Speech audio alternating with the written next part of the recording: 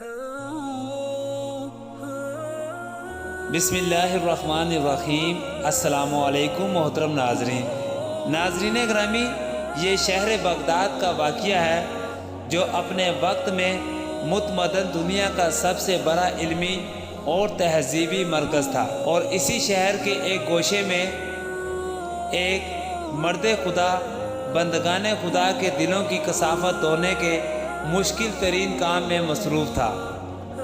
لیکن ویڈیو میں آگے بڑھنے سے پہلے آپ سے گزارش کرتے ہیں کہ ہمارے چینل کو لائک، شیئر اور سبسکرائب کریں، اور ساتھ لگے گھنٹی کے بٹن کو دبائیں تاکہ ہماری ہر آنے والی ویڈیو آپ تک بآسانی پہنچ سکے۔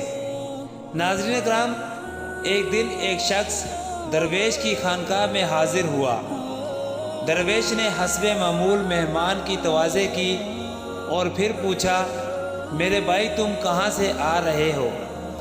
جواب میں اس شخص نے کہا، میں حج بیت اللہ کی شہادت حاصل کر کے آپ کی خدمت میں حاضر ہوا ہوں تاکہ شیخ کی روحانی برکات سے فیض یاب ہو سکوں۔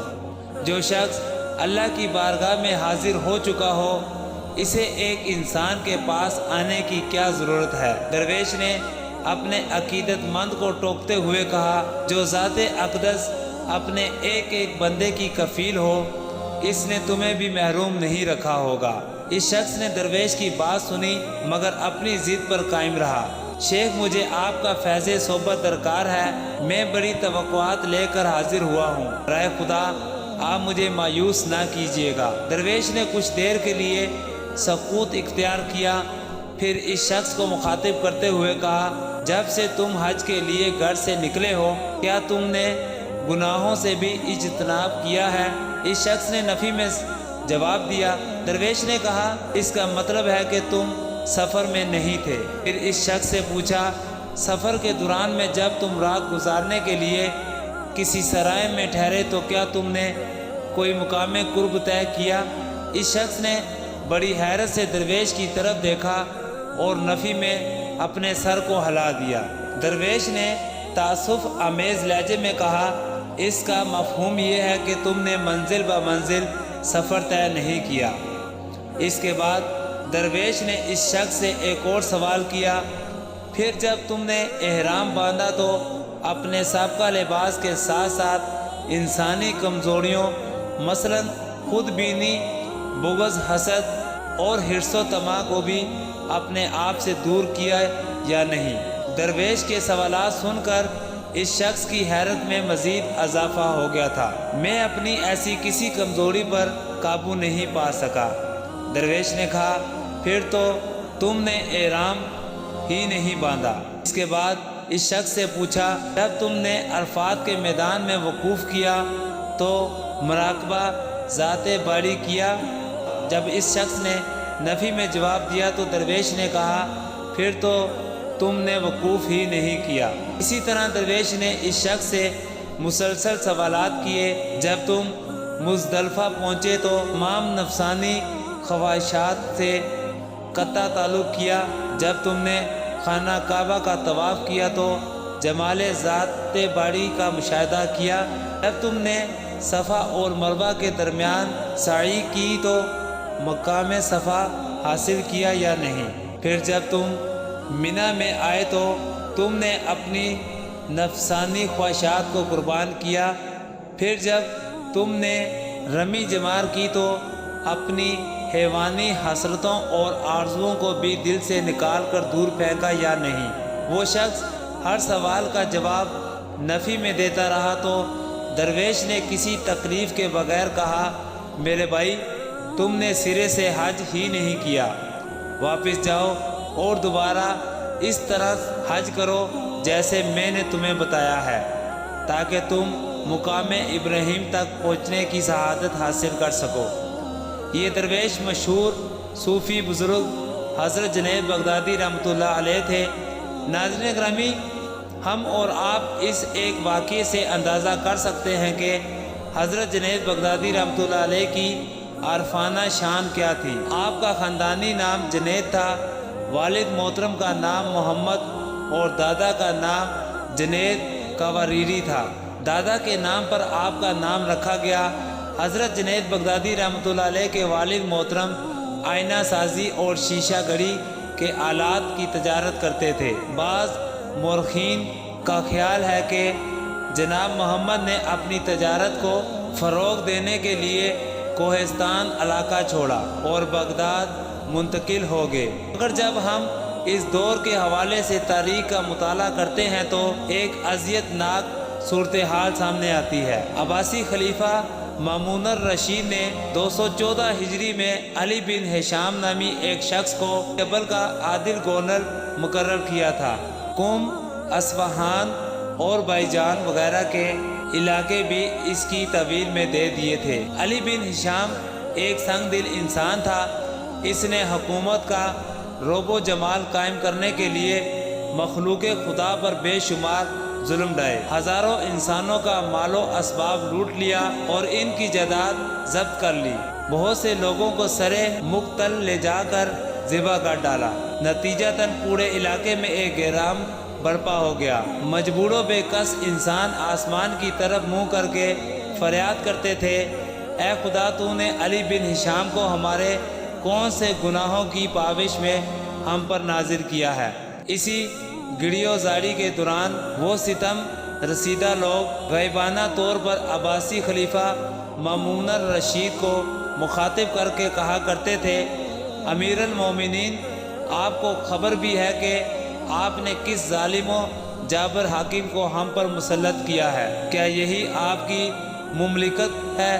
جب علی بن ہشام کی خلیفہ مامون الرشید تک پہنچی تو وہ شدید غضب بد حواس ہو گیا۔ پھر اس نے فوری طور پر عجیف نامی ایک شخص کو سر دربار طلب کیا جو شجاعت استقامت میں بڑی شہرت رکھتا تھا۔ عجیف، جب سے میں نے علی بن ہشام کے مظالم کی داستان سنی ہے، میں بے خوابی کے مرض میں مبتلا ہو گیا ہوں۔ عباسی خلیفہ مامون الرشید نے عجیف کو مخاطب کرتے ہوئے کہا، کیا تو میری کھوئی ہوئی نیندیں لوٹا سکتا ہے؟ عجیف نے عاجزی کے ساتھ عرض کیا، امیر المومنین، میں کوئی خطیب نہیں ہوں، اگر میری وجہ سے آپ کی کھوئی ہوئی نیندیں واپس آ سکتی ہیں تو غلام حاضر ہے۔ مامون الرشید بہت جذباتی ہو گیا، میری آنکھیں بس ایک ہی منظر دیکھنا چاہتی ہیں کہ تو علی بن ہشام کو زنجیریں پہنا دے اور پھر اسے میرے قدموں میں لا کر ڈال دے۔ مامون الرشید زیادہ جذباتی ہو گیا تھا، پھر میں اس ستمگر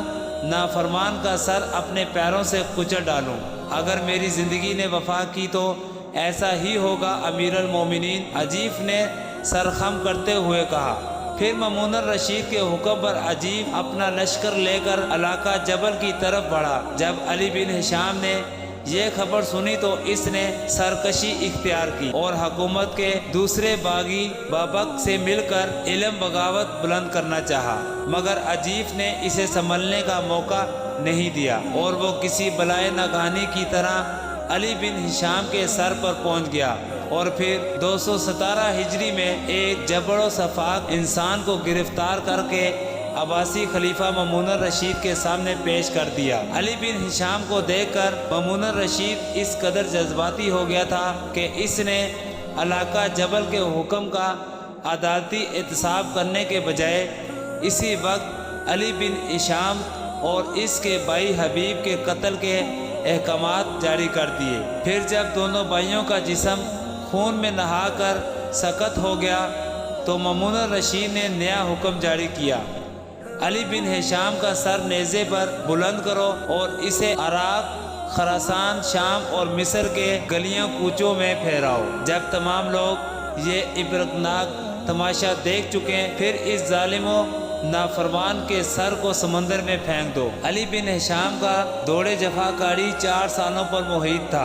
اس نے 214 ہجری سے 217 ہجری تک مخلوق خدا پر وہ ظلم ڈھائے تھے کہ جنہیں دیکھ کر سخت دل انسان بھی کانپ اٹھتے تھے۔ یہی وہ آشوب زمانہ تھا جب حضرت جنید بغدادی رحمۃ اللہ علیہ کے والد محترم جناب محمد نے غمناک آنکھوں کے ساتھ اپنے آبائی وطن نہاوند کو سلام آخر کہا اور ہجرت کر کے بغداد پہنچے، اور اسی تاریخی شہر میں حضرت جنید بغدادی رحمۃ اللہ علیہ جیسا نابغہ روزگار صوفی پیدا ہوا۔ حضرت جنید بغدادی رحمۃ اللہ علیہ نے ایک ایسے خاندان میں آنکھیں کھولی جن کا بظاہری علم و فضل سے کوئی تعلق نہیں تھا۔ اگر زہد و تقوی کو بنیاد بنایا جائے تو اس خاندان میں ایسا کوئی پرہیزگار شخص بھی نہیں ہوا جس کے حوالے سے اس گھرانے کو شہرت یافتہ لطف حاصل ہو۔ البتہ جنید بغدادی رحمۃ اللہ علیہ کو نونہال کے ایک محترم علمی